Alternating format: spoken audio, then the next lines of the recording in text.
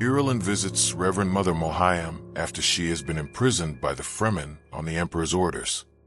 She looks around with the careful eye of a trained Bene Gesserit. The cell is quite primitive, illuminated by yellow lights coming from glow globes stationed at each corner of the ceiling. Mohiam had been engaged in prana meditation and reading tarot cards to maintain her composure. Deep down she knows that her life is going to end on Arrakis, but the litany against fear is always there for a sister in need.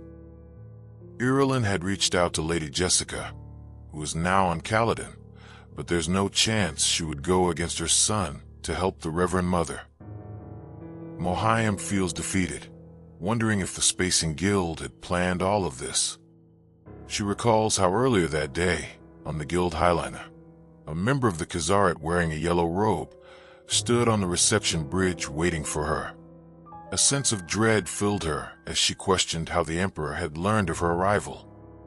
The Khazara reminded her of the warning that Muad'Dib had issued. It is strictly forbidden for a Reverend Mother of the Bene Gesserit to visit this holy planet. The Highliner is just orbiting Arrakis, and she has no intention of landing. This planet is a nightmare to her, the place where Jessica and the long-awaited Kwisatz Haderach had turned against the Sisterhood. The Khazara insists that the Emperor's rule extends to every corner of the universe and orders her to accompany him to Arrakeen. For a moment, she thinks about asking the Highliner's commander for help, but she realizes there's nothing he could do. She thinks that maybe the Guild Navigator Edric revealed the conspiracy to Paul or Alia. Even though the penalty for a Reverend Mother landing on Dune is death, she decides to peacefully follow the Fremen. Back in the confined space of the cell, Irulan and the Reverend Mother have a casual conversation, masking their true discussion from the guards by silently communicating through hand signals. Mohiam admires Irulan's loyalty to the Sisterhood, but she is disappointed that she failed her mission.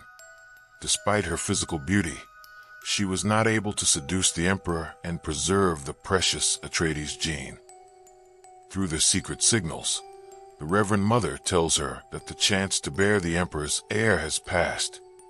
Instead, she must focus on creating opportunities that would encourage crossbreeding between Paul and Alia.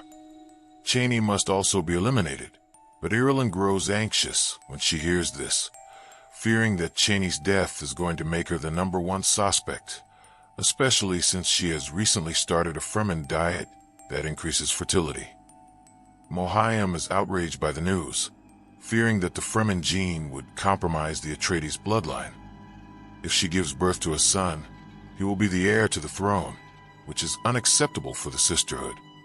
This could create a scenario in which the Bene Gesserit genetic program could be disrupted for centuries. She emphasizes how important it is to end the pregnancy if it comes to that, which is like a death sentence for Irulan. This is indeed for the good of the conspiracy and the Sisterhood, but her life is on the line. Despite her value as an agent in the Imperial household, Irulan feels that she has become just a pawn, which can be easily sacrificed for their benefit. She gets up, reciting the litany against fear to calm herself down, determined to prove that she is not a pawn to be thrown away. After she leaves the cell, the Reverend Mother returns to her tarot cards, which ominously suggest that their enemies may have something up their sleeves, making her wonder if Irulan is going to destroy the entire conspiracy.